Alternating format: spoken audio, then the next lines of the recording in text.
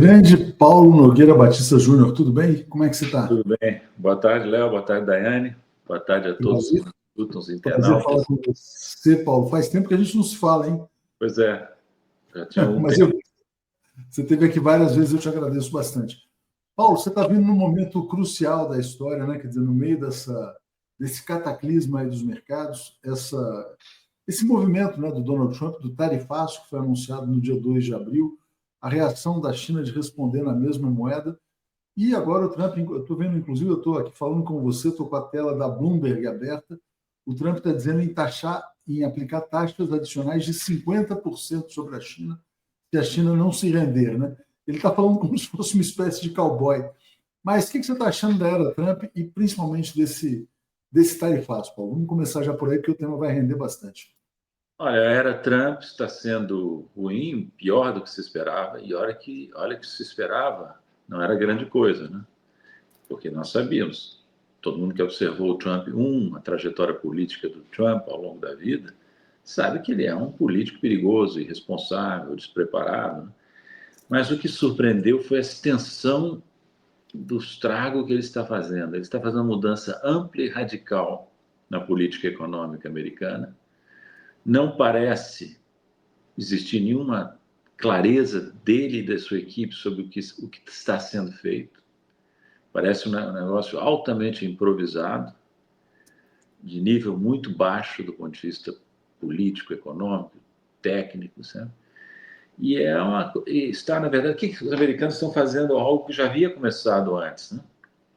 De alguns anos, desde alguns mandatos, que é desmontar totalmente a ordem econômica que eles mesmos estabeleceram depois da Segunda Guerra Mundial.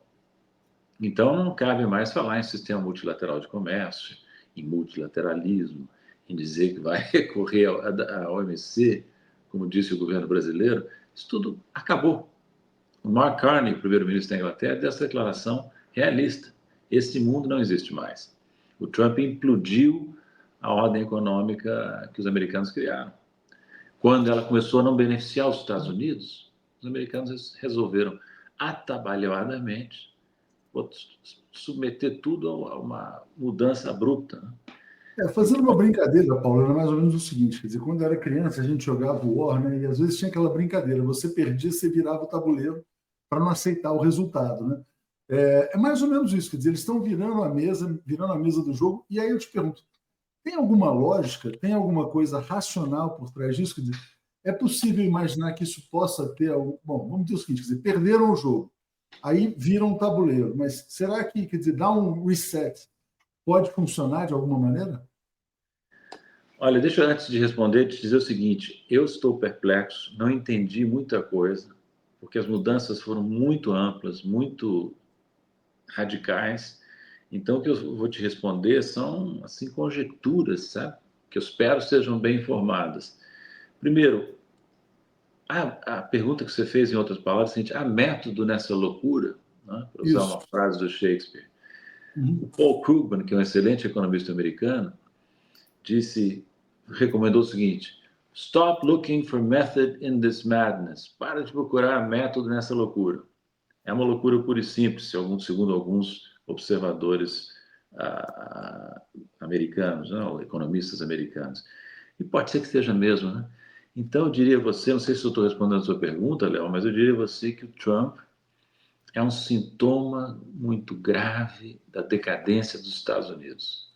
Decadência essa que já vem se mostrando desde os tempos de George W. Bush, quase ininterruptamente, e que agora alcança o seu paroxismo, né? Porque eu não, eu, alguém me explica, por favor, eu não vi ninguém explicar isso. Que sentido faz para os Estados Unidos, que querem se restabelecer como potência, como economia, que sentido faz hostilizar dessa maneira os aliados tradicionais dos Estados Unidos? Canadá, europeus, Japão, etc., né?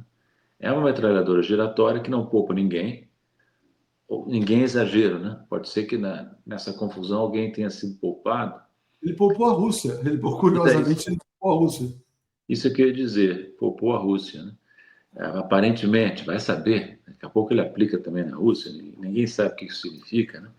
mas provavelmente ele está colocando muitas fichas ainda na pacificação da relação com a Rússia. Processo que não está indo bem para ele. Eu escrevi um artigo que vocês publicaram há pouco tempo atrás, antes desse super tarifaço do Trump, né, em que eu dizia que ele provavelmente não ia make America great again, tornar a América grande de novo, mas sim enfraquecer ainda mais a América, né? Essa minha percepção se reforça com o que ele fez no dia 2 de abril, na maneira como ele está explicando essa medida, ele e os seus assessores e ministros, né? Mostra assim, uma espécie de colapso dos Estados Unidos, colapso mental, moral, intelectual, que tem um lado positivo, vamos ser francos, tem um lado positivo, porque não nos interessa, ao Brasil, por exemplo, ter os Estados Unidos super fortes. Eles são um país que nos incomodam tradicionalmente, que nos incomoda tradicionalmente, né? Que tenta exercer um poder aqui na nossa região. Então, os americanos enfraquecidos não são um cenário necessariamente bom, necessariamente ruim para nós. O problema é que os Estados Unidos são relativamente grandes no mundo ainda, né? Mais ou menos uns 15% do produto mundial. E quando esse país grande, poderoso, superpotência militar, cai nas mãos dessa loucura, isso pode ter efeitos não só para os Estados Unidos, mas para muitos outros países. Aí eu queria te perguntar sobre a capacidade de reação dos Estados Unidos, Paulo, porque foi muito interessante ver a dimensão e a extensão dos protestos contra o Trump no sábado, né? Ele já tem uma taxa de aprovação bem baixa, na verdade, bem inferior à da posse, vem caindo, e os protestos foram muito grandes, quer dizer, em várias cidades. Além disso, ele está perdendo apoio empresarial. Hoje foi muito destacada a fala de um financista chamado Bill Ackman, que foi um dos grandes financiadores do Trump e tal, assustado, né? Porque vem aí um crash nas bolsas de valores e ele não estava, aparentemente, ele está sendo pego num contrapé. Quando a gente para ver o seguinte, quer dizer, olha, manifestações, empresários debandando, a linha da imprensa está mudando, porque a imprensa estava mais ou menos ali aceitando e tal. Até a Fox News, quer dizer, já tem feito coisas num tom mais crítico ao Trump. Parece que até começa a circular uma percepção de que o Trump talvez esteja louco, né? O cara que faz o que faz, vai jogar golfe no fim de semana, quer dizer, não parece uma coisa muito normal. Você acha que a sociedade americana pode reagir? Seria uma espécie de Nero dos Estados Unidos, né? O imperador Uhum. romano que tocou fogo na capital. O que Exatamente. ele está fazendo é enfraquecer a posição geopolítica americana, enfraquecer a economia também, né? Então, eu imagino que os americanos que mandam lá, a plutocracia americana, os plutocratas americanos, os oligarcas americanos, estejam alarmados. Mesmo aqueles que apoiaram Trump, né? Imagino, vai saber. As manifestações de sábado, você está dizendo que foram maciças, eu não tive condições de avaliar. Espero que sejam maiores ainda, porque uma impressão minha apenas, se você tomar a data da posse até hoje, até o tarifaço de 2 de abril, o Trump estava no seu ponto mais forte, né? Ganhou a eleição com certa folga, controle do Congresso, toda aquela confiança que os governos sempre têm em início de mandato, né?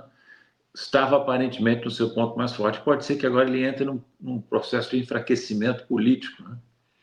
Isso nós vamos ver, né? Mas é que aí, volto a dizer, Trump é uma manifestação de uma sociedade decadente, sabe? De um sistema político decadente, que é o sistema americano. Eu diria, você, não sei se você lembra, tem uma frase famosa de autoria incerta que diz o seguinte: os Estados Unidos serão o primeiro país a passar da barbárie à decadência sem conhecer a civilização. Essa frase às vezes é atribuída ao Clemenceau, às vezes ao Mark Twain, mas é o que nós estamos vendo. Os Estados Unidos, sem terem sido realmente civilizados em nenhum momento, agora estão entrando numa fase de decadência, né? Muito acentuada. E o Trump é a expressão disso. Ou seja, os plutocratas americanos, esses empresários, inclusive esses que você citou, foram ignorantes o suficientes para entender que esse sujeito merecia apoio. O Partido Republicano, que é maciçamente pró-Trump, só pode se concluir que é um bando de despreparados, até. Mas hoje você tem pessoas lá no Partido Republicano, tem um senador muito experiente, que é o Ted Cruz, está dizendo, olha, se nada for feito, vai ser um massacre nas eleições de midterm lá nos Estados Unidos, né? contra os republicanos. Eles já estão alarmados. E aí, Paulo, eu queria pegar essa pergunta do Cláudio Alves: quão grande será o sofrimento do povo dos Estados Unidos? É engraçado que o Trump fala das tarifas como se fosse uma punição contra o mundo, mas é uma punição contra o consumidor americano, que vai pagar mais caro. O que se pode imaginar em matéria de inflação, desemprego, queda do poder de compra, consumo? Quer dizer, o cenário não é bom, né, o que vem pela frente aí, né?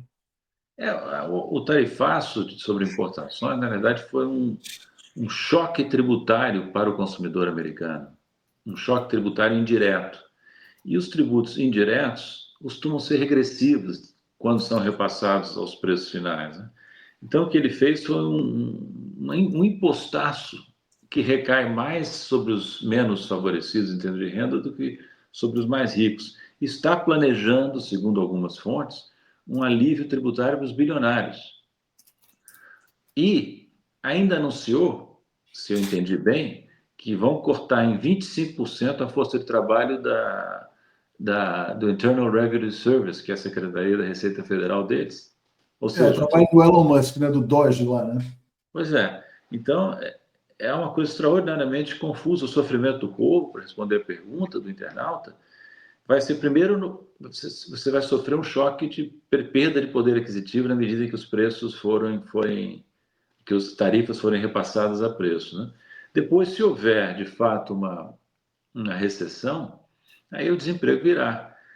Vamos lembrar, né, Léo, que o Biden foi um péssimo presidente, sobretudo do ponto de vista geopolítico, estava visivelmente dando todos os sinais de que estava senil no final, deixou uma economia relativamente boa, com crescimento, algum crescimento, desemprego baixo, inflação controlada. Se eu entendi bem o que aconteceu, o que o Trump e seus economistas fizeram foi um choque de oferta violento na economia. E esse choque de oferta afeta o nível de atividade e a inflação. Se vai dar recessão ou não, eu não sei, mas que certamente vai desacelerar a economia e elevar a inflação, até aí a gente pode ir, eu acho.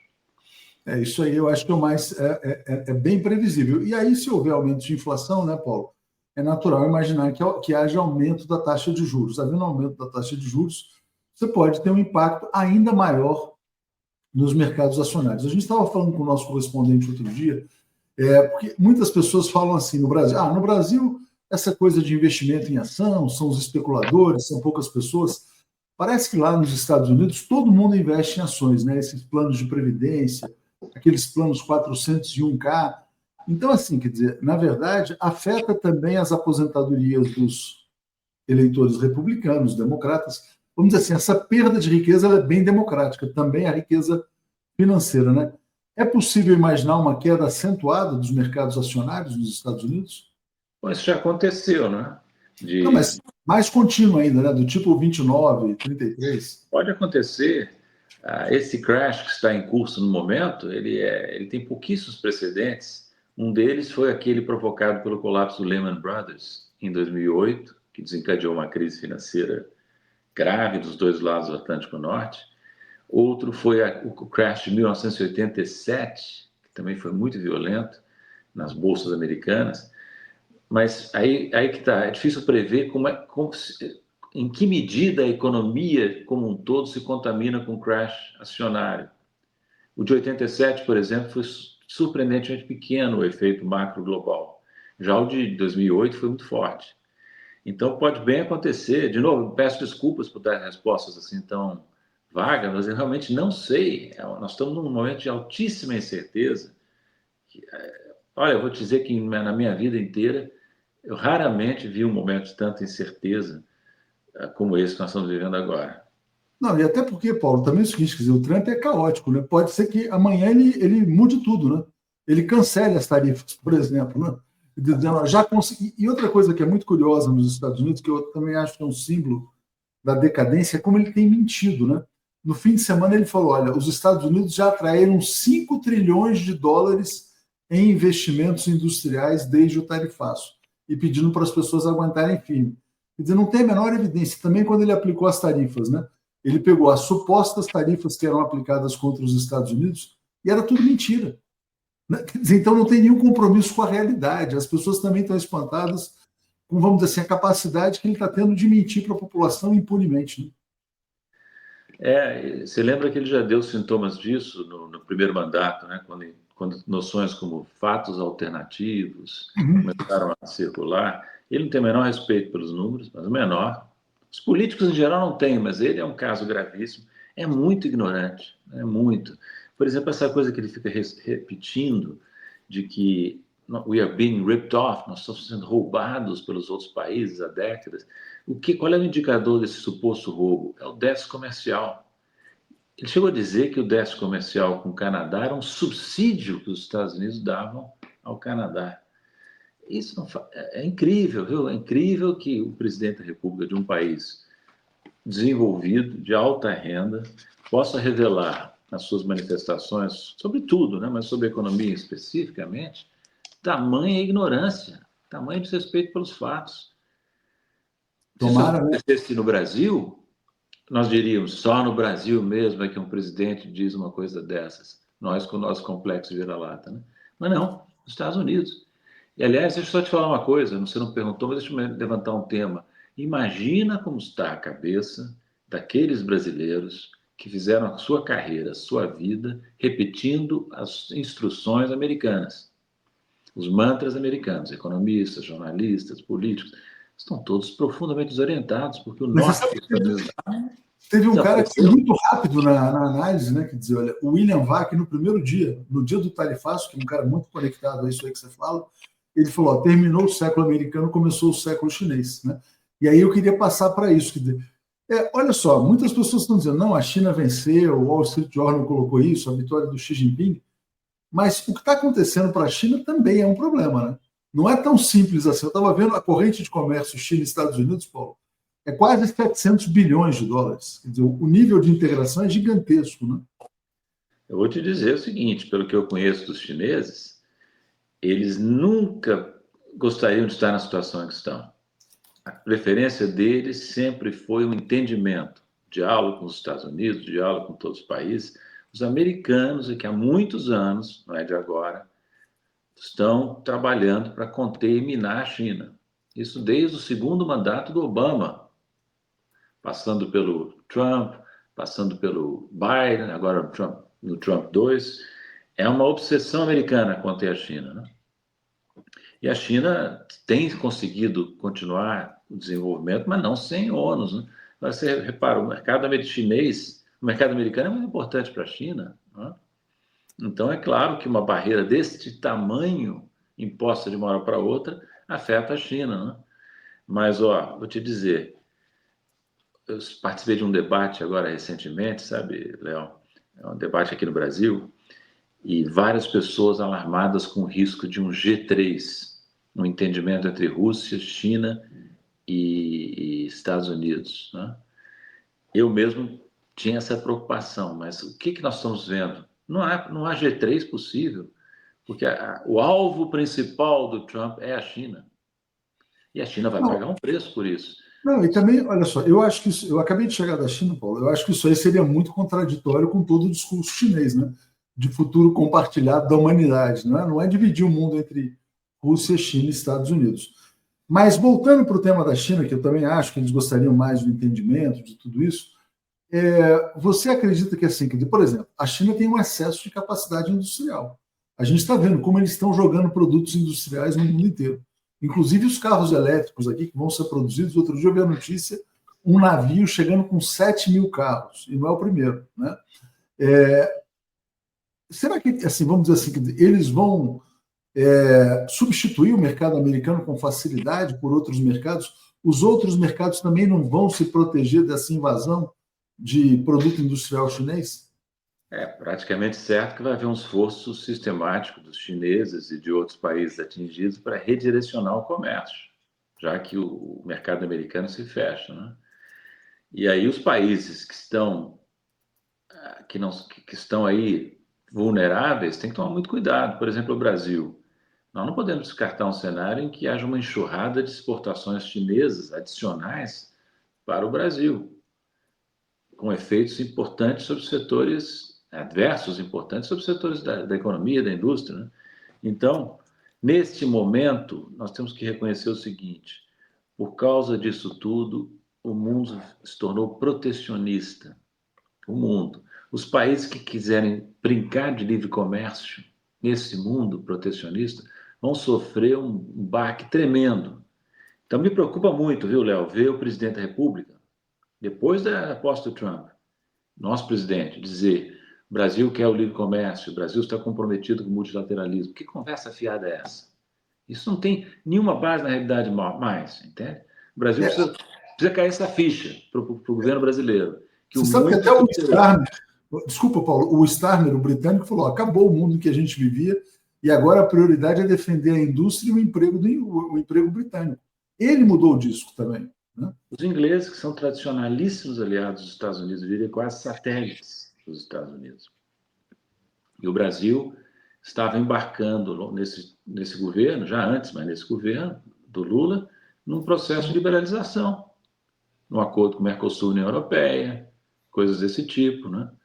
Então, eu olho para o nosso governo, Itamaraty, MIDIC, Ministério do Desenvolvimento e Comércio, os discursos do presidente, em que mundo eles estão vivendo, essas nossas autoridades? Não é possível. Eu até entendo, viu, Léo? Acho até hábil da parte do governo brasileiro adotar um perfil baixo nesse momento. Assim, se fingir de morto. Mas tem que estar muito consciente de que nós vamos enfrentar uma turbulência muito grande.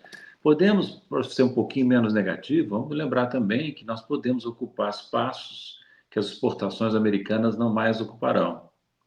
Por exemplo, mercados que se fecham em retaliação aos Estados Unidos podem estar mais dispostos a absorver mercadorias que sejam substitutas que o Brasil possa exportar. Tem esse lado também. Exemplo, o Brasil vai vender mais soja para a China e pode vender mais sapato para os Estados Unidos, por exemplo. Né? Quer dizer, sapato competindo com sapato chinês, exemplo. Soja Né? americana competindo com soja brasileira. Tem essas oportunidades aí também. Né? Tem a cabeça. Mas é um comércio dirigido, entende? Não é mais o comércio livre. Tem que haver uma estratégia do país, junto com as suas empresas, para navegar nessa tempestade que foi desencadeada pelos Estados Unidos. Paulo, você chegou a ver o vídeo do primeiro-ministro de Singapura? Não vi. Ah, recomendo muito. Eu vou te mandar, porque foi um vídeo assim alarmante. Ele gravou um pronunciamento à nação de 5 minutos, esse vídeo viralizou, em que ele fala o seguinte: olha, que Singapura vai ser o país mais afetado do mundo, por ser o mais dependente das correntes de comércio.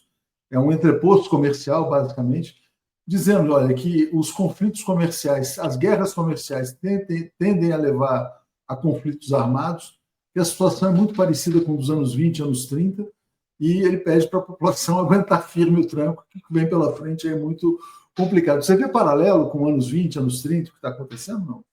Eu não vi esse vídeo, mas eu entendo perfeitamente, porque o que Singapura é um país de alta renda, que é um entreposto comercial. Exatamente. Uma vanguarda do mundo ocidental na Ásia. Sabe que na Ásia ninguém confia em Singapura, né? Que é visto como um país que é satélite das potências ocidentais, principalmente os Estados Unidos. Mas, como todos os satélites, estão levando ferro. E o que ele disse é razoável, né? Porque você tem além disso, nós estamos falando muito em tarifa, mas além disso, não vamos esquecer a escalada de ameaças que o Trump está fazendo, o bombardeio sobre o Iêmen, né? Notícias talvez falsas de que ele está preparando uma invasão do Iêmen, né? O apoio irrestrito, ainda mais intenso do que o do governo Biden, ao genocídio que Israel está praticando em Gaza. Agora ele quer pacificar as relações com a Rússia, mas eu olho para essa pacificação tentada pelo Trump, não quero ser arrogante assim, sabe, Léo, mas me parece que a maneira como eles estão conduzindo a negociação com a Rússia é altamente amadorística, sabe? Para o bem da Rússia, né? A Rússia está tirando partido desse amadorismo americano, né? Mas então, só para te dizer, o mundo se tornou tão mais perigoso que eu fico preocupado de novo com o Brasil. Nós estamos desarmados não só em matéria econômica e de ideologia econômica, mas desarmados militarmente. Então, nós vamos ter que fazer um esforço muito grande ao longo dos próximos anos para reequipar o Brasil, criar aqui uma força de dissuasão importante, porque o mundo agora não é mais o que foi, sempre foi perigoso, mas agora está alarmantemente perigoso. Então, eu Porque, na vejo. verdade, era um mundo perigoso com uma aparência de cooperação, né, Paulo? Agora não tem mais nenhuma aparência de cooperação, né? Essa é a única vantagem, uma das poucas vantagens que eu vejo no Trump. Ele abandonou todos os véus da hipocrisia e está explicitando o império. De maneira incompetente, está, mas está mostrando as garras do império, né? E aí os países não têm mais. A quinta coluna brasileira ficou totalmente sem discurso. É Agora verdade. não tem como dizer, Mas ela foi a Paulista no fim de semana, né, Paulo? Ela foi a Paulista no fim de semana pedir anistia e o Bolsonaro dizendo que espera uma ajuda externa para voltar à cena, né? Veja só, né? é que tem duas quintas colunas, né? A mais tradicional, que come com garfo e faca, usa talheres, frequenta os grandes clubes, os meios financeiros, é muito americanista, tradicionalmente, a mídia tradicional. Essa é a quinta coluna mais permanente, a quinta coluna da plutocracia tupiniquim. Não se fala mais tupiniquim, né? Plutocracia local. Mas tem a quinta coluna nova, nova quinta coluna, são os falsos patriotas, que foram a Paulista no sábado. O Brasil inventou um negócio incrível, Léo. Inventou o nacionalista entreguista, que é Pois o é, nacionalismo, né? o nacionalista que pede sanções contra o próprio país, né? E se promete entregar tudo, né? Então, nós estamos numa situação muito. O governo, eu critiquei muito duramente o governo há pouco, numa resposta a você, mas é preciso também reconhecer que o governo é um governo fraco porque a posição do país é fraca, É a verdade. estrutura interna política é fraca, né? Então, é um governo acuado, cercado por essa quinta coluna imensa que tem as duas facções principais, né? E não tem a disputa, né, dos meios de comunicação, a disputa ideológica é muito restrita, né? Muito restrita a meios independentes, né? Como a gente está fazendo aqui agora nesse momento. Mas, Paulo, eu queria entrar num outro ponto. Você falou, ó, você está preocupado com uma enxurrada de produtos chineses no Brasil, né? Eu até cheguei a escrever um artigo essa semana falando do nearshoring, né? Dizendo que essa deveria ser a palavra essencial da relação Brasil-China nos próximos anos. Que a China, na verdade, quer dizer, sendo alvo do império, deveria buscar grandes mercados, como o mercado brasileiro, para aumentar a produção industrial, não só, na verdade, para estar mais próxima dos centros consumidores, mais imune a barreiras protecionistas, mas também para ter plataformas de exportação. Né? O Brasil pode ser um grande mercado interno, um mercado para a América do Sul e, eventualmente, até para os Estados Unidos. Pelo que você conhece da China, você imagina a China, na verdade, acelerando um processo de industrialização compartilhada com o Brasil?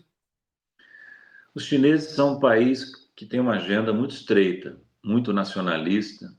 China first é uma regra lá, né? Eles só farão esse tipo de política se o governo brasileiro se organizar para pressionar, para, na mesa de negociações, colocar essas coisas. Eles não farão espontaneamente. Óbvio, né? Os países agem de acordo com seus interesses, né? O que eu acho que o que poderíamos tentar fazer é isso: é os chineses colaborarem no esforço de reindustrialização do Brasil. Até porque quem é que provocou a nossa desindustrialização? A incompetência da quinta coluna brasileira, desde os tempos de Fernando Henrique Cardoso, mas também a competitividade chinesa, que nadou de braçada aqui, né? Então, nós podemos tentar redefinir a relação com a China.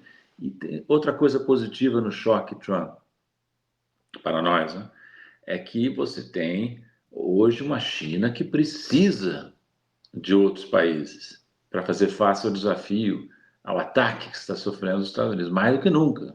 Então, eu suponho que a China estará muito propensa a uma aproximação com o Brasil e atender demandas que o Brasil coloque com clareza na mesa.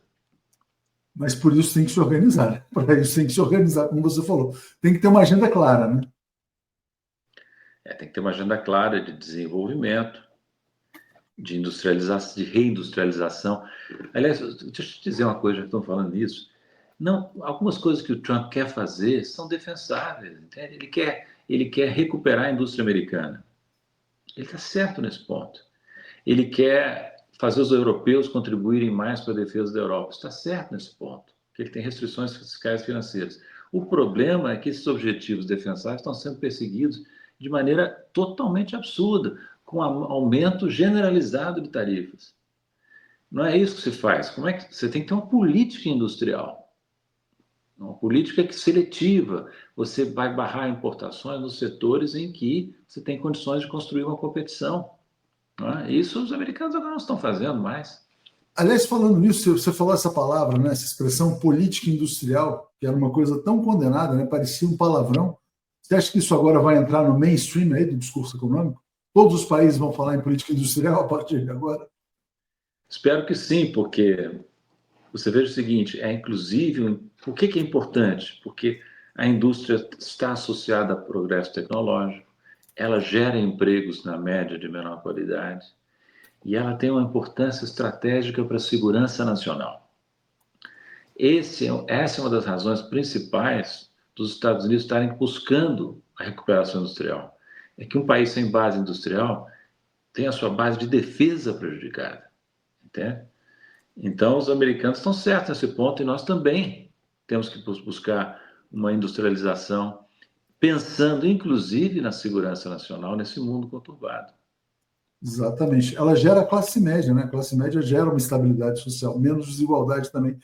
Você falou do neoliberalismo, Paulo, não sei se você se lembra, no governo Fernando Henrique Cardoso, quando o câmbio, na verdade, estava matando a indústria brasileira, aquela taxa de câmbio de um dólar, R$ 1, o Gustavo Franco, que era o presidente do Banco Central, ele tem uma frase famosa, ele falou, vai para a China, vai produzir na China. E ele chegou a dizer que as empresas brasileiras deveriam ir para lá. Tem comentários? Eu nem me lembrava dessa declaração tão absurda do cara aí, mas ele é um exemplo entre dezenas, talvez um exemplo mais crasso, porque ele era muito simplório, Ultraliberal. declarações extremadas, mas a elite brasileira inteira aderiu à globalização neoliberal. Inteira não digo, porque sempre há exceções, mas os donos do dinheiro do Brasil aderiram a isso. Então, o que aconteceu nos últimos anos, agora culmina com o Trump? A pátria do neoliberalismo e da globalização rejeitou essas duas plataformas. Então, aquilo que a esquerda chamava de globalização neoliberal, que a direita bolsonarista e trumpista chamam de globalismo, que é a mesma coisa, são termos diferentes para a mesma coisa, esse globalismo acabou, terminou. Mesmo que o Trump volte atrás, coisa que eu não acredito, para retomar um ponto anterior seu, não acredito que ele faça uma volta completa atrás, mesmo assim, quebrou a confiança. A confiança nos Estados Unidos, que já vinha muito abalada, foi totalmente quebrada, né? Então, eu vejo um choque ideológico também, sabe? Um choque importante ideológico, porque todo o castelo de poder, de economia, de ideologia que se construiu ao longo desses anos e que muito nos prejudicou aqui no Brasil, em outros países da América Latina, está sendo implodido pelos autores do edifício. O que eles vão colocar no lugar? Eles também não sabem, né? Eles também não sabem. Então, é assim, destrói primeiro, depois a gente vê o que acontece. Basta ver, né, Léo, a coisa incrível, a maneira como eles justificaram aquela tabela de tarifas ditas recíprocas. É um negócio totalmente sem pé nem cabeça, sabe? Era mentira, era puramente mentira. Né? Não tinha. Na verdade, eles estão penalizando os países que têm déficit, que têm superávit com eles. Não foi feita uma avaliação de níveis tarifários, barreiras não tarifárias, manipulação cambial, nada disso. Foi feita uma fórmula simples que penaliza os países com superávit. E por trás disso está uma suposição economicamente absurda de que é importante equilibrar os resultados comerciais bilaterais.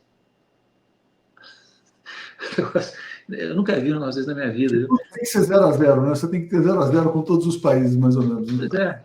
E aí vem um diplomata brasileiro que está negociando com o governo Trump dizer: bem, o Brasil não devia ser alvo, porque nós temos déficit comercial com os Estados Unidos. O Brasil teria que ser um exemplo. Por isso o Brasil teve a tarifa de 10%. Mas, É. Paulo, é muito bom falar com você. A gente vai te chamar mais vezes aqui, porque o debate econômico vai ser cada vez mais quente. Eu estou com outros convidados aqui. Te agradeço bastante aí por essa meia hora de conversa aí. Eu só te peço desculpas porque eu realmente não tive condições de responder com substância várias das perguntas que você fez, porque a situação está muito incerta e muito complexa. Não, mas sempre é muito bom, sempre é muito bom. Valeu, Paulo. Abraço. Valeu. Abraço.